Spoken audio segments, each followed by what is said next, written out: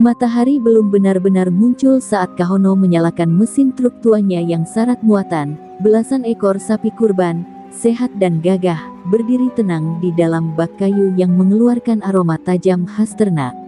Mesin meraung pelan, seperti ragu meninggalkan keheningan desa. Di ambang pintu rumah tua berdinding anyaman bambu, berdiri seorang perempuan renta dengan kain jarik lusuh dan mata yang berkaca. Dialah ibu Kahono, ibu yang telah melahirkannya di tengah duka, membesarkannya dengan cerita-cerita tentang ajian para leluhur. Ibu doakan selamat sampai tujuan, lirih suara itu keluar sambil menepuk-nepuk pundak anaknya. Tangan tuanya gemetar, seolah tahu perjalanan ini bukan perjalanan biasa. Kahono diam, menunduk mencium tangan ibunya. Udara pagi terasa berat, seperti mengandung firasat yang menggantung di langit. "Jangan kau gunakan ajian itu sembarangan, nak," pesan ibunya dengan suara tercekat. "Ajian Braja Musti bukan untuk kesombongan.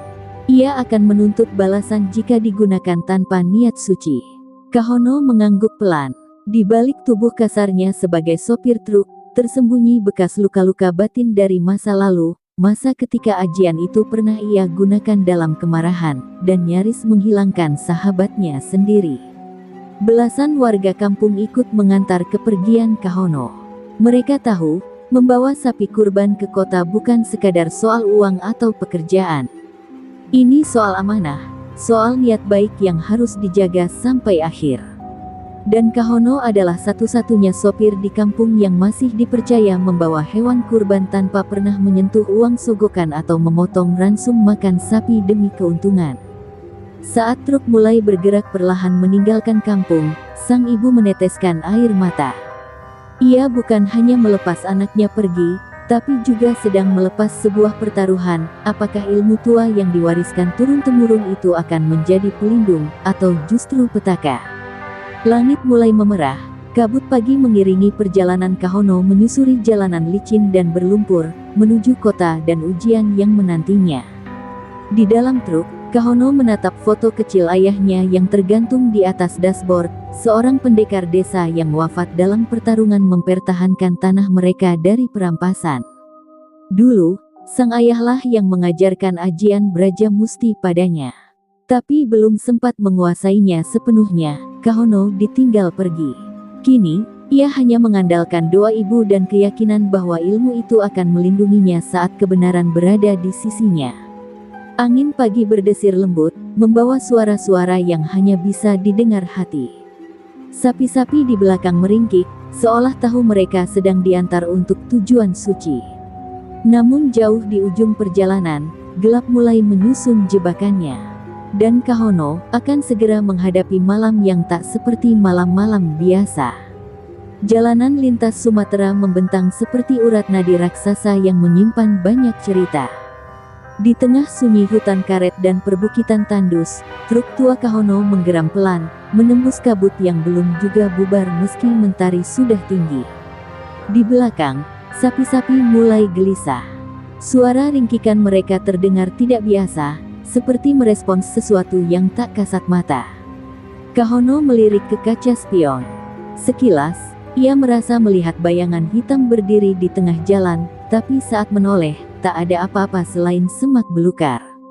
Perjalanan itu terasa lebih berat dari biasanya. Bukan karena truk yang sudah usur atau muatan yang berat, tapi karena hawa di sepanjang jalan terasa ganjil. Pohon-pohon besar di sisi kiri kanan seperti menunduk terlalu rendah, menatapnya. Udara dingin menyusup ke dalam kabin, padahal matahari sedang terik. Kahono meraih botol air minumnya, tapi tangannya berhenti saat mendengar bisikan samar di telinganya. "Kahono, Kahono," suara serak, panjang, dan penuh ancaman. Ia segera menyalakan radio tua di dashboard, berharap ada musik dangdut lawas untuk mengusir pikiran buruk. Tapi siaran itu justru menyiarkan azan zuhur, padahal jam tangan Kahono masih menunjukkan pukul 10 pagi. Wajahnya mulai pucat. Ia menengadah ke langit, dan menyadari bahwa waktu seperti diputar balik, matahari tertutup awan, dan bayangan pepohonan mulai menari-nari aneh di aspal. Saat berhenti di sebuah warung kopi kecil di pinggir jalan untuk istirahat, Kahono bertemu dengan dua sopir truk lain yang juga mengangkut ternak. Salah satunya, Pak Erwan, seorang sopir senior dengan mata merah kelelahan, menarik lengan Kahono dan berbisik, kalau lewat Bakauheni malam-malam, lebih baik nunggu subuh. Banyak yang hilang, banyak yang kesurupan. Preman di sana bukan manusia semua. Suara Pak Erwan gemetar, seolah ia menyimpan cerita yang tak bisa diucapkan sepenuhnya. Kahono hanya mengangguk sambil menahan rasa dingin yang tiba-tiba merambat ke tengkuknya. Ia bukan orang yang mudah takut, tapi sejak kecil ia diajari bahwa rasa waspada adalah bagian dari ilmu. Saat kembali ke truk, ia sempat membatin, apa ini ujian untukku? Atau justru panggilan dari sesuatu yang lebih dalam dari sekadar tugas pengantaran sapi? Truk mulai berjalan lagi, kali ini dengan lebih pelan. Di kejauhan, segerombolan burung gagak terbang rendah melintasi jalan. Salah satu dari mereka menabrak kaca depan dan jatuh dengan leher patah. Sapi-sapi di belakang mulai meraung keras. Suara mereka bercampur dengan deru mesin dan desir angin, membentuk semacam irama ketegangan yang membuat dada Kahono sesak. Menjelang senja, ketika langit mulai berwarna keunguan dan aroma laut mulai terasa, Kahono melihat papan penunjuk pelabuhan Bakauheni 15 km. Ia menarik napas panjang. Entah kenapa, papan itu terasa seperti palang batas antara dunia nyata dan dunia lain. Dari balik dashboard, jimat kecil pemberian ibunya, sehelai rambut leluhur yang dibungkus kain kafan mini, bergetar sendiri. Dan saat truknya mulai menuruni jalan menuju pelabuhan, kabut turun lagi. Lebih tebal, lebih dingin, seolah malam datang sebelum waktunya. Tanpa sadar, Kahono mengepalkan tangan kanannya, tangan yang menyimpan ajian Brajamusti, ilmu yang belum benar-benar ia bangkitkan. Tapi jauh di dalam dada, ia tahu, waktunya akan segera datang. Truk tua itu akhirnya memasuki kawasan pelabuhan Bakauheni saat langit benar-benar berubah menjadi kelabu kehitaman. Jam tangan Kahono menunjukkan pukul 7 malam, tapi suasana seperti tengah malam pekat. Lampu-lampu jalan di pelabuhan berkedip-kedip, seperti enggan menyala sempurna. Sapi-sapi gelisah, menghentak-hentak lantai bak kayu, sebagian meringkik panjang seolah mencium bahaya. Kahono menepuk-nepuk dashboard, berbisik pelan, tenang, Le. Sedikit lagi kita sampai. Namun ketenangan itu lenyap ketika 3 motor tanpa plat tiba-tiba memotong laju truk. Mereka mengenakan jaket kulit hitam, helm gelap, dan membawa rantai serta golok. Salah satu dari mereka naik ke kap truk sambil menghentak-hentakkan sepatu botnya, membuat kaca depan retak. Kahono injak rem mendadak, mesin mendesah, lalu mati. Dari sisi gelap pelabuhan, muncul seorang pria besar berbadan tambun, kepalanya botak mengkilat, dan matanya berwarna merah darah. Di dada kirinya tergurat rajah ular kembar yang bergerak pelan, seolah hidup. Selamat malam, sopir sapi, ujarnya dengan suara berat, datar, dan dingin. Sapi-sapi ini bukan buat kurban, tapi buat tumbal, untuk perjanjian yang lebih tinggi. Dia tertawa pendek, tapi hawa di sekelilingnya berubah dingin seperti ruangan kematian. Kahono turun dari truk perlahan, matanya waspada. Ia tahu ini bukan preman biasa.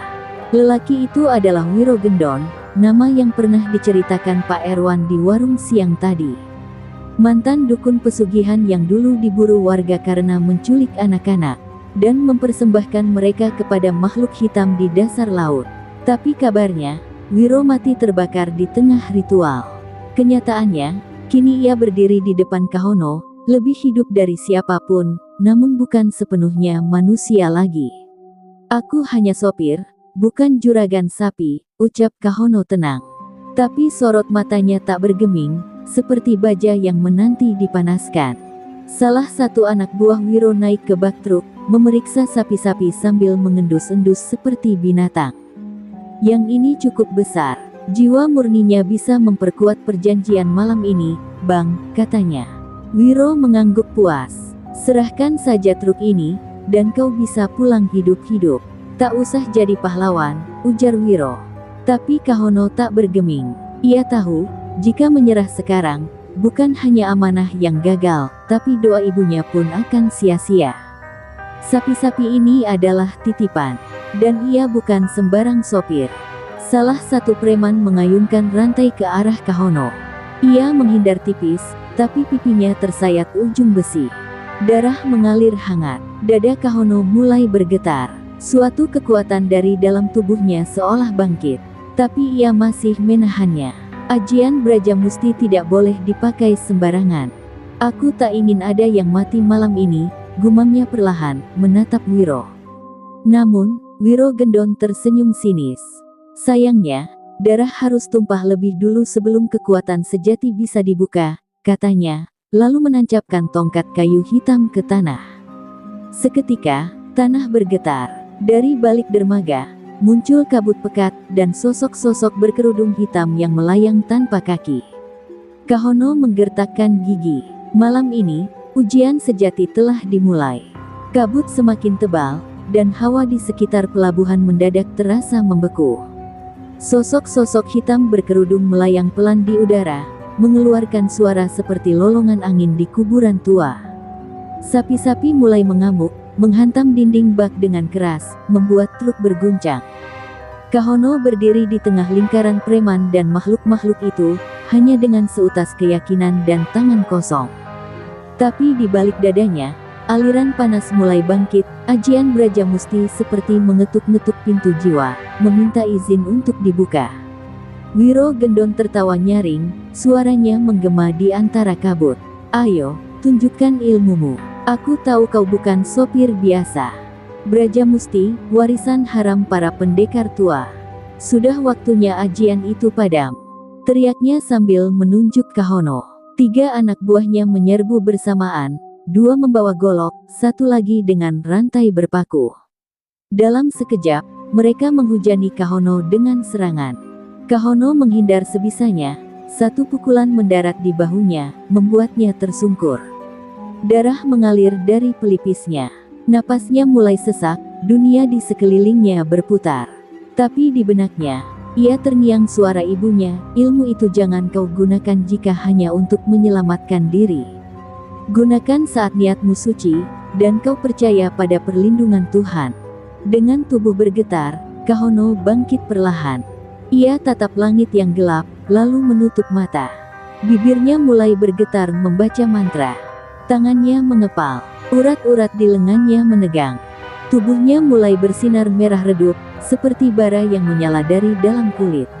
Saat ia membuka mata, matanya bukan lagi mata manusia biasa. Ada sinar tajam membara di dalamnya. Dengan satu hentakan kaki ke tanah, tanah di bawahnya bergetar dan menghentikan para penyerang dalam langkah mereka. Aku peringatkan, Wiro, ajian ini bukan untuk menindas. Tapi jika kau paksa, maka aku tak akan menahan diri.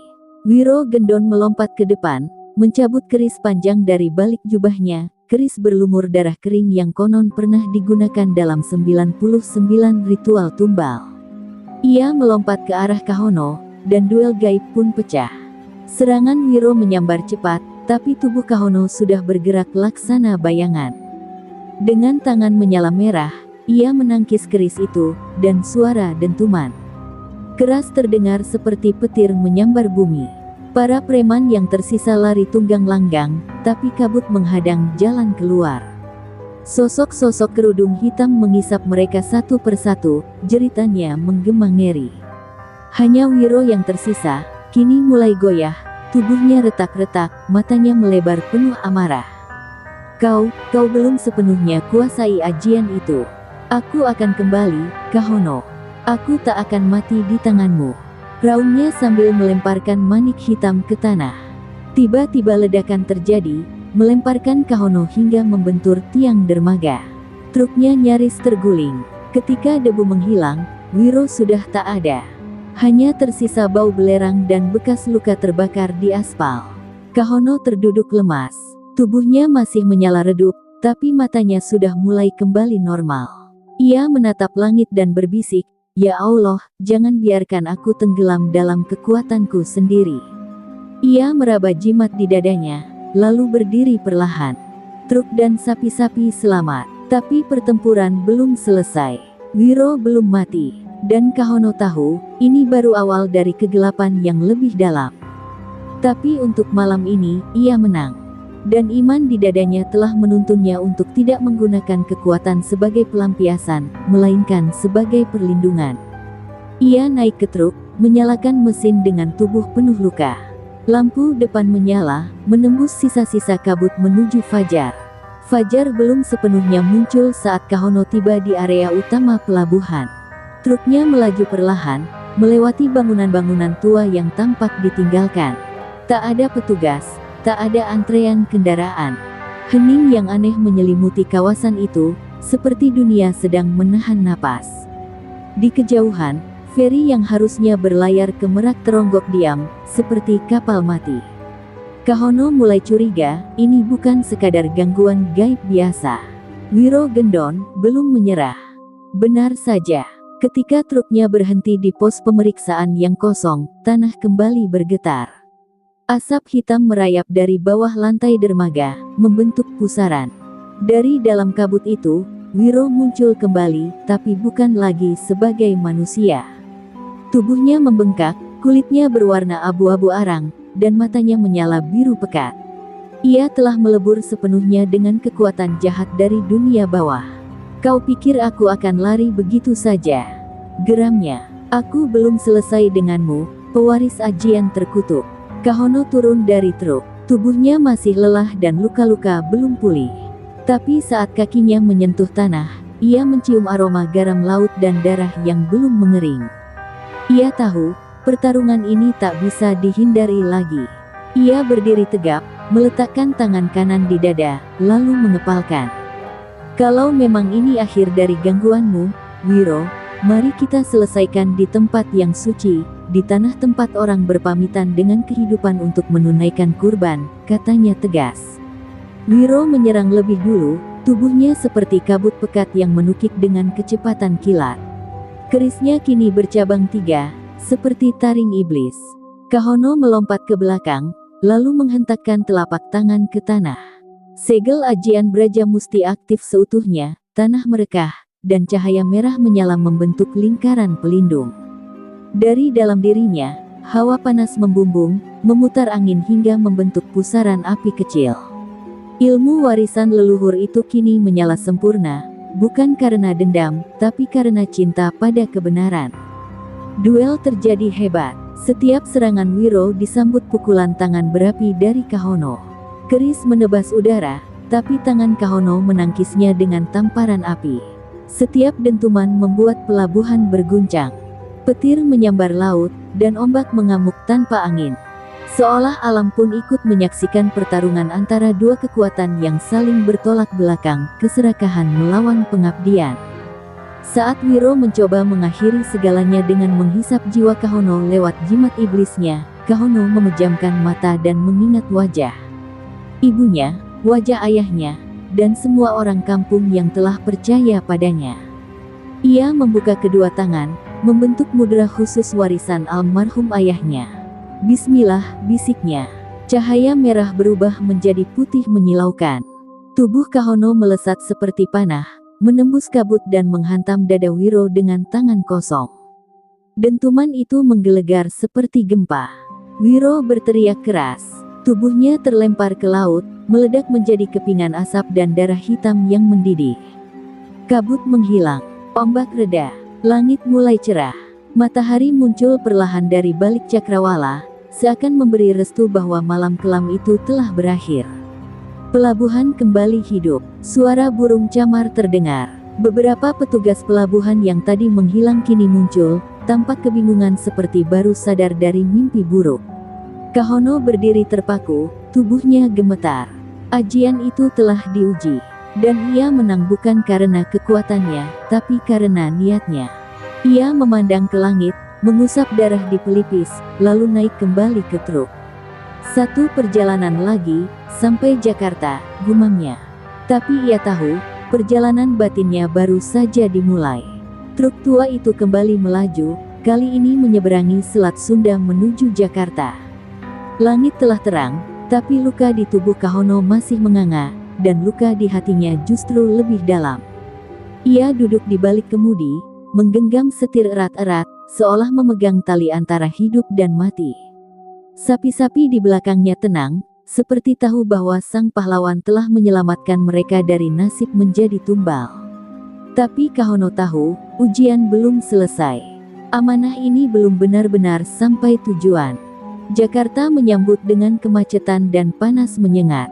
Debu beterbangan di antara klakson kendaraan, namun Kahono terus melaju, menembus lorong-lorong kota besar yang tak pernah benar-benar tidur. Ia menghubungi pemilik sapi, Pak Haji Muhtar, lewat pesan suara. "Saya sudah hampir sampai. Tolong pastikan tempat kurban siap dan aman," katanya. Suaranya parau. Lelah bukan sekadar fisik, tapi karena beban batin yang menumpuk. Di tengah perjalanan, Kahono mendengar suara azan zuhur berkumandang dari masjid tua di pinggir jalan. Ia menghentikan truk dan turun, meski langkahnya berat. Ia basuh wajahnya di tempat wudhu, menatap cermin kecil yang tergantung di dinding masjid. Matanya bengkak, ada gurat luka di pipi, dan darah kering menempel di lehernya. Tapi justru di saat itu ia tersenyum lirih. Beginilah rupa seorang penjaga amanah, batinnya. Usai salat, ia bertemu dengan seorang bocah lelaki yang duduk di pelataran masjid. Bocah itu menatapnya kagum. "Abang bawa sapi-sapi besar itu, ya?" tanyanya polos. Kahono mengangguk. "Sapi-sapi ini buat orang-orang yang bernazar kepada Allah. Untuk keluarga yang ingin menebus dosa. Untuk orang yang tak punya apa-apa, tapi tetap ingin berkurban," jawabnya. Bocah itu tersenyum lebar. "Semoga abang masuk surga, ya." Ucapan sederhana itu membuat mata Kahono panas, hampir berlinang. Menjelang asyar, ia sampai di tempat pemotongan hewan kurban. Pak Haji Muhtar telah menunggu bersama puluhan warga.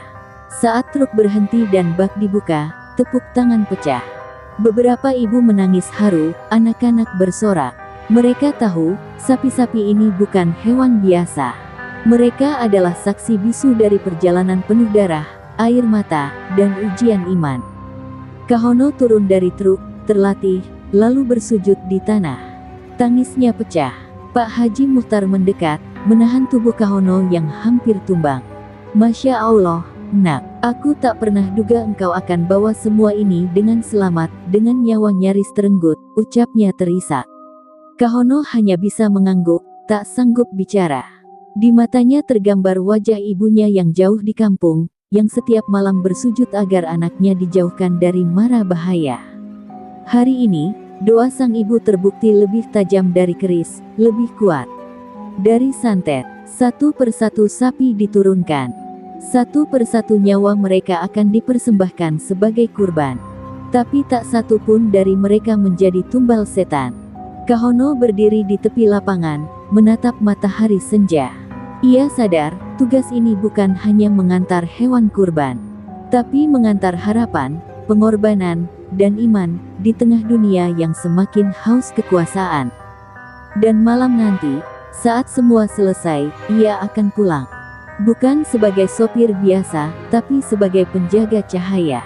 Malam menyelimuti langit Jakarta ketika Kahono kembali mengemudikan truknya, kali ini tanpa satu pun sapi di dalamnya. Bak kosong itu terasa seperti gema perjalanan panjang yang akhirnya usai. Ia menatap jalanan dengan mata sayu, tubuhnya lelah, tapi hatinya lapang. Setiap deru mesin seakan membaca doa untuk jiwa-jiwa yang telah berkurban, dan untuk dirinya sendiri yang nyaris mengorbankan nyawa demi amanah yang tak ternilai. Sesampainya di perbatasan kampungnya di pelosok Jawa Tengah, langit seperti menyambut dengan gerimis ringan. Jalanan tanah merah basah, pepohonan bergoyang perlahan. Lampu-lampu rumah penduduk berkelap-kelip di kejauhan, seperti bintang-bintang yang turun ke bumi. Kahono mematikan mesin dan turun dari truk, menapaki jalan sempit menuju rumahnya. Di depan pintu, sosok tua berselendang lusuh berdiri dengan tangan gemetar, ibunya. Tanpa sepatah kata, Kahono langsung memeluk perempuan renta itu. Tangis mereka pecah dalam diam. Tubuhnya menggigil, bukan karena dingin, tapi karena beban yang akhirnya bisa diletakkan. "Ibu, aku pulang," bisiknya dengan suara nyaris putus. Sang ibu hanya mengangguk, meraba wajah anaknya yang penuh luka, namun dalam setiap guratnya terpancar kemenangan yang tak bisa dibeli oleh apapun di dunia. Di dalam rumah sederhana itu, mereka duduk di tikar tua. Kahono menceritakan perjalanannya, tentang truk, sapi, preman, pelabuhan, dan ajian yang terpaksa ia hidupkan. Ibunya mendengarkan sambil menangis pelan. "Aku takut kau terperangkap dalam kekuatan itu, nak. Tapi kau pulang, tetap jadi manusia," ucapnya lirih. Kahono menatap ibunya dalam-dalam, lalu menjawab, "Aku hanya ingin menjadi anak ibu. Bukan siapa-siapa. Bukan jagoan. Bukan pendekar." Keesokan harinya, penduduk kampung berdatangan ke rumahnya. Entah dari mana mereka tahu Kahono telah menyelamatkan kurban milik para dermawan dan yatim piatu. Mereka tak membawa pujian, hanya doa. Seorang ustaz bahkan berkata, orang yang menjaga amanah dengan nyawa, kelak akan dikenang oleh langit, meski dilupakan bumi. Kahono hanya tersenyum kecil, lalu kembali ke kandang sapi, tempat awal semua dimulai. Hari-hari berlalu, truk tua itu tetap melaju, kali ini mengangkut rumput, hasil tani, dan kadang anak-anak sekolah yang menumpang di sore hari. Tak ada lagi kabut hitam atau makhluk gaib. Tapi Kahono tahu, dunia tak pernah benar-benar damai. Ia hanya menunggu waktu. Dan jika saat itu tiba, ajian Brajamusti tetap disimpannya dalam dada, bukan untuk dibanggakan, tapi untuk melindungi. Dan di suatu subuh yang dingin, ketika embun masih menggantung di daun pisang, Kahono berdiri di atas bukit kecil, menatap langit yang perlahan berubah warna. Ia memejamkan mata, lalu berbisik, "Terima kasih, Tuhan. Aku bukan siapa-siapa, tapi Kau izinkan aku menjaga cahaya." Di kampung itu, tak banyak yang tahu cerita lengkapnya. Tapi setiap kurban Idul Adha tiba, orang-orang selalu berdoa untuk seorang sopir truk yang pernah melawan iblis demi seekor sapi.